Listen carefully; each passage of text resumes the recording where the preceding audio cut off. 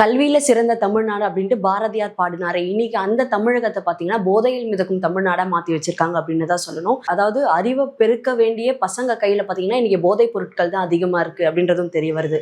அது மட்டும் இல்லாம பாத்தீங்கன்னா விடியல் தரும் அப்படின்னு சொல்லிட்டு வந்து இந்த திமுக ஆட்சியில பாத்தீங்கன்னா தமிழகத்துக்கு வெறும் இருட்டை மட்டும்தான் இந்த நாள் வரைக்கும் கொடுத்துருக்காங்க. இது விடியல் ஆட்சியில வீழ்ச்சி ஆட்சி அப்படின்றதான் சொல்லணும்.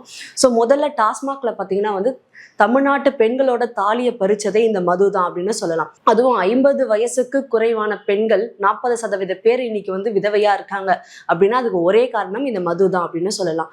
இளம் விதவைகளுக்கு குரல் கொடுக்கும் கனிமொழி அவர்களே பார்த்தீங்கன்னா உங்க அண்ணன் ஆட்சியிலும் அண்ணன் மகன் ஆட்சியிலும் பார்த்தீங்கன்னா தொடர்ந்து இந்த மாதிரி விதவைகள் வந்து நிறைய பெருக்கிட்டு இருக்காங்க அப்படின்னு தான் சொல்லணும். இதை பார்த்து உங்களுக்கு இன்னுமே வந்து மனசு இறங்கலை அப்படின்ட்டு தான் கேட்கணும். ரெண்டாவது பார்த்தீங்கன்னா திருத்தணியிலேருந்து நான்குநேரி வரை எவ்வளோ வந்து இந்த போதை வன்முறை எவ்வளோ நடந்துட்டு இருக்கு அப்படின்னு தான் தொடர்ந்து பார்த்துட்டு இருக்கோம். 2021 பார்த்தீங்கன்னா 6000 போதை வழக்குகள் இருந்த நிலையில இன்னைக்கு 10,000 உயர்ந்திருக்கு அப்படின்னு தான் சொல்லணும். ஸோ இப்படி இருக்கும்போது பார்த்தீங்கன்னா முக்கியமாக ஸ்கூல் படிக்கிற பசங்க ஸ்கூல் பக்கத்துலேயே பார்த்தீங்கன்னா எவ்வளோ போதைகள் வந்து பறிமுதல் செய்யறாங்க அப்படின்றத பாக்குறோம்.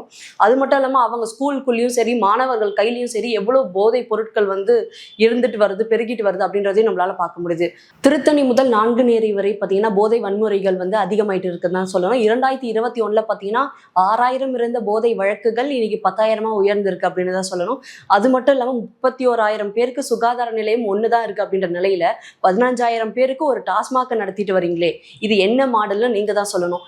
அது மட்டும் இல்லாம பாத்தீங்கன்னா சுகாதாரத்துறை அமைச்சர் மாசு அவர்கள் பார்த்தீங்கன்னா ட்ரக் ஃப்ரீ சொசைட்டி எடுத்துட்டு வருவோம் அப்படின்ற மாதிரி சொல்லியிருந்தாரு. ஆனா இன்னைக்கு பாத்தீங்கன்னா இந்த ட்ரக்னால எந்த அளவுக்கு சம்பவங்கள் தொடர்ந்து அதுவும் மாணவர்கள் எந்த அளவுக்கு வந்து துன்புறுத்துறாங்க. விழுப்புரம் செங்கல்பட்டு கள்ளக்குறிச்சி பகுதியில பாத்தீங்கன்னா தொடர்ந்து இந்த கள்ளச்சாராயம் இதனால எத்தனை பேர் வந்து இறந்துட்டு இருக்காங்க அப்படின்றத நம்மளால பார்க்க முடியுது. இது வந்து விபத்து இல்லை, அதாவது அவங்க செஞ்ச படுகொலை அப்படின்னு தான் சொல்ல முடியும். ஸோ இப்படி இருக்கும் போது வந்து 5 வருஷ ஆட்சியில வந்து நாங்க விடியல் ஆட்சியை கொண்டு வருவோம் அப்படின்னு சொன்னவங்கள இன்னைக்கு எங்கன்னே அப்படின்னே தெரியல. அதுவும் வெற்று விளம்பரங்களால மட்டும் பாதுகாப்பு கொடுத்துட முடியுமா? அதாவது அவங்க எதுக்கு வந்து அரசியலுக்கு வந்திருக்காங்க அப்படின்னு பார்க்கும்போது வந்து அவங்க கஜானாவை நிரப்புறதுலயே வந்து முக்கிய குறிக்கோளா வச்சுதான் இன்ன வரைக்கும் வந்திருக்காங்க அப்படின்னே சொல்லணும். முதலமைச்சர் ஸ்டாலின் அவர்களே 5 வருஷ ஆட்சியில வந்து விடியல் கொண்டு வருவோம்னு சொன்னீங்களே தவிர இரட்டை தவிர இது வரைக்கும் எதுவுமே கொண்டு வரல அப்படின்னு தான் சொல்லணும். வெறும் வெற்று விளம்பரங்களை வச்சு மக்களை கவர்ந்திட முடியுமா அப்படின்ற அளவுக்கு வந்து இப்போ மக்கள் வீழ்ச்சிக்கிட்டாங்க அப்படின்னு தான் சொல்லணும். இந்த விளம்பரத்தை பார்த்தாலும் அவங்க எந்த அளவுக்கு இம்ப்ரெஸ் ஆகல அப்படின்ற மாதிரி தான் தெரிய வருது. ஸோ இப்படி இருக்கும்போது பார்த்தீங்கன்னா மாணவர்கள் முக்கியமா மக்களே மாணவர்களோட பாதுகாப்புக்கும் சரி இந்த உலகத்தோட பாதுகாப்புக்கும் சரி நீங்க ஃபர்ஸ்ட் திமுகவுக்கு நோ சொல்லணும். அது மட்டும் இல்லாம இந்த ட்ரக்ஸுக்கு நோ சொன்னாதான் வந்து இந்த திமுக ஆட்சியை இந்த தேர்தல்ல இருந்து தோற்கடிக்க முடியும் அப்படின்னு சொல்ல முடியுது. ஸோ இதை பத்தி உங்களோட கமெண்ட்ஸ் என்ன அப்படின்ட்டு மறக்காம சொல்லிடுங்க.